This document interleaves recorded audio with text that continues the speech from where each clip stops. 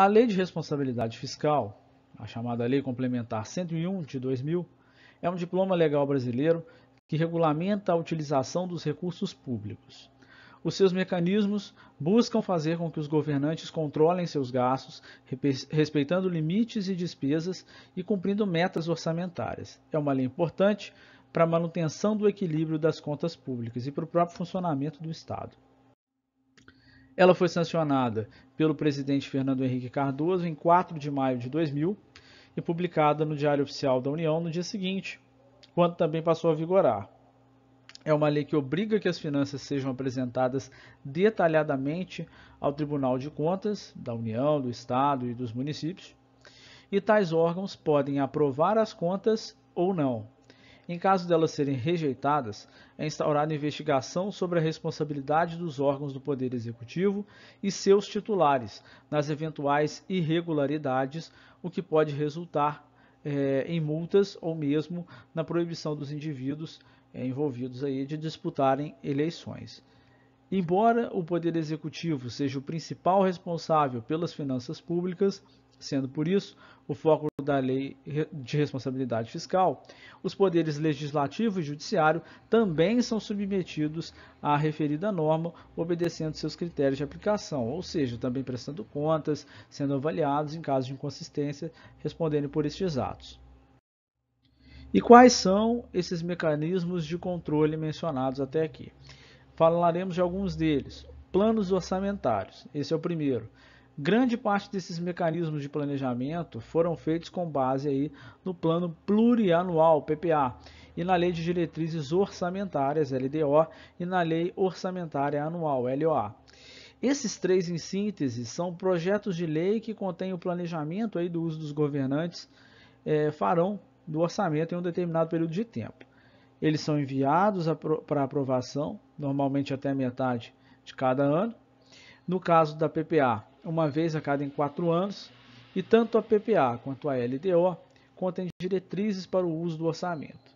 Já a LOA contém orçamento propriamente dito, com valores precisos que cada ente estatal receberá para realizar as suas atividades. Ou seja, vimos aqui 3 listas, vamos colocar assim, que trazem mecanismos e meios de controle dos gastos públicos e de prestação, de publicização desses dados para que, eventualmente, caso haja alguma inconsistência, se tenha a responsabilização pelos mesmos. Outro mecanismo de controle é a chamada receita corrente líquida. Ela foi criada no próprio contexto da Lei de Responsabilidade Fiscal, no seu artigo 2º, inciso 4, e serve de parâmetro a certos limites, como gasto de pessoal e dívida pública. Ela é composta da soma das receitas tributárias, de contribuições, receitas patrimoniais, industriais, agropecuárias, de serviços, transferências correntes e algumas outras fontes. Deste valor são deduzidos alguns montantes, como nas transferências constitucionais, que são valores repassados pela União aos estados e municípios, e algumas contribuições definidas por lei. Em resumo, a receita corrente líquida é uma espécie de base de ganhos periódicos oriundo de tributos, produtos e serviços estatais. Dessa maneira, cada ente federativo, União Federal, União, Distrito Federal, Estados e municípios, possui a sua própria receita corrente líquida e ela é calculada com a base no mês de referência e nos 11 anteriores, ou seja, literalmente a arrecadação daquele município ou estado, ou país, vindo das mais diversas fontes. E são importantes, são mecanismos de controle daquilo que se está recebendo de dinheiro público. Despesas de pessoal. As despesas de pessoal também foram definidas pela Lei de Responsabilidade Fiscal no seu artigo 18. Em síntese, os gastos estatais com pessoal ativo e inativo, que são os aposentados e os afastados, e pensionistas, seus salários, subsídios, remunerações adicionais, gratificações, horas extras, entre outras coisas, foram pensadas como despesa de pessoal. Então, a Lei de Responsabilidade Fiscal passou a exigir um certo limite para gastos com esse pessoal, que não podem ultrapassar uma porcentagem da receita líquida de cada ente federativo. Para a União, A regra é que os gastos com o pessoal não podem ultrapassar 50% da receita. Para estados e municípios é um limite um pouco maior, 60%. Desta forma, se a receita líquida da União em 2019 foi de 901 bilhões, o valor gasto com o pessoal não pode ultrapassar 50% disso, que corresponde a 450,5 bilhões. Se não houvesse esse limite, as inclinações para aumento de salário, vantagens de serviços públicos, poderia ser feita de forma indefinida e o governo teria de se endividar para pagar pessoal ou deixaria de aplicar dinheiro em outras áreas. Dessa forma, esse assunto é fortemente relacionado com a chamada regra de ouro, que proíbe os governantes de emprestar dinheiro para pagar despesas correntes, como são as despesas de pessoal. Então, o objetivo do despesas com pessoal é evitar o inchaço da máquina pública e evitar os privilégios a quem está lá. Dívida pública, por sua vez, é outro limite que usa como parâmetro a receita corrente líquida e é um outro mecanismo de controle. Segundo a Lei de Responsabilidade Fiscal, a dívida pública consolidada corresponde ao montante total apurado sem duplicidade das obrigações financeiras do ente da federação assumidas em virtude de leis, contratos, convênios ou tratados, e da realização de operações de crédito para a amortização em prazo superior a 12 meses. Já a dívida pública mobiliária corresponde aos títulos emitidos pela União, inclusive Banco Central do Brasil, estados e município.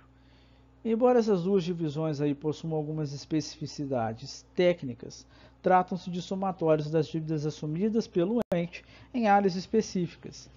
Para nós, isso é importante porque nos permite entender que passou a existir um limite para a assunção de determinadas dívidas para que não haja comprometimento do patrimônio e, consequentemente, prejuízo à coletividade.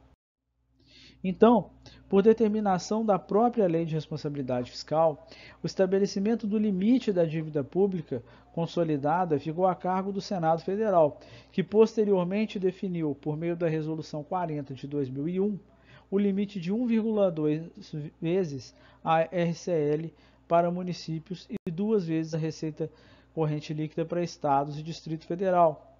O limite dessa dívida pública, por sua vez, consolidado da União ainda não foi estabelecido. Entretanto, no ano 2000, logo após a aprovação da Lei de Responsabilidade Fiscal, a Presidência da República, em mensagem ao Senado Federal, sugeriu que fosse utilizado o limite de 3,5 vezes o valor da receita líquida como de dívida. Apesar da demora para sua oficialização, é o parâmetro que se usa atualmente. Quando esse limite é infringido, por sua vez, o ente é punido com algumas limitações, como a impossibilidade de receber transferências da União ou dos estados. Ele também recebe um prazo para reconduzir a dívida ao valor adequado, ou seja, são mecanismos para evitar a própria falência do Estado e prejuízos à coletividade. E quando se trata de anos eleitorais, a Lei de Responsabilidade Fiscal possui duas regras importantes em anos eleitorais. A primeira, prevista no seu artigo 42, proíbe que um governante contraia dívidas no último ano de seu mandato, se esta não puder ser paga no exercício financeiro ou se existir a possibilidade de não haver caixa para pagá-la no exercício seguinte. Outra regra proíbe o aumento de gastos de pessoal nos 180 dias que antecedem as próximas eleições. Dessa maneira, essas regras foram criadas para evitar dívidas maliciosas que possam prejudicar a próxima administração, evitando-se assim que se transfiram dívidas de natureza intencional de um candidato de um lado para o outro. E no que diz respeito às punições?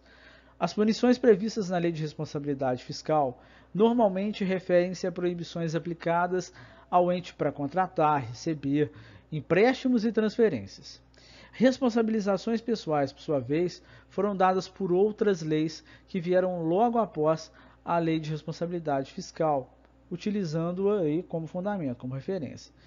A Lei 10.028 de 2000, por exemplo, incluiu o capítulo inteiro do Código Penal, criando a figura de crimes contra as finanças públicas. A partir do artigo 359, pode-se citar o artigo 359-G, que prevê o crime de aumento de despesa total com pessoal no último ano de mandato ou legislatura. De acordo com esse artigo, o administrador que aumentar a despesa com seu pessoal nos 180 dias que antecedem as eleições, além de ter o seu ato anulado, será punido com 1 a 4 anos de reclusão. A mesma punição é dada, por sua vez, para aquele que ordenar despesa não autorizada em lei. É previsto aí pelo artigo 359, a linha D do Código Penal. São vários os crimes, as punições, aqui não dá para a gente esgotar todas, mas esses são os principais aqui que a gente pode destacar. Bom, se você gostou desse vídeo, eu deixo aqui fontes e links para você saber mais. Inscreva-se no canal, curta esse vídeo, compartilhe, comente se você tiver alguma coisa que eu não mencionei aí, algo que você queira dizer. Nos vemos no próximo vídeo. Até lá!